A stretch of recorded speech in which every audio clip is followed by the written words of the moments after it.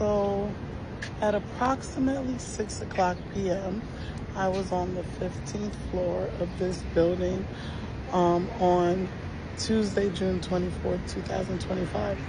When I was on top of the building, I was leaving the pool and a bird flew up to the edge of the pool. As I was leaving, I walked up to analyze the bird. I'm a well-known bird lover. And as I did that, the bird did not move. The bird's mouth was wide open. The bird did not move, but the bird's eyes were blinking. There was a white light, and it's like it was recording the surrounding area, which would be Washington, D.C. I don't know about other Americans, but I'm alarmed. I am alarmed.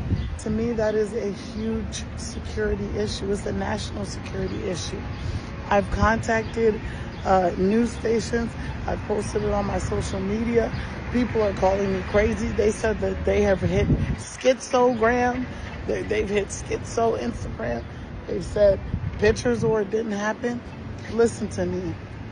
I'm a young millennial oracle from Jamaica, Montego Bay, Jamaica. I'm not here to play around. I have never seen anything like this in my life. The thing flew like a bird, looked like a bird, sound like a bird.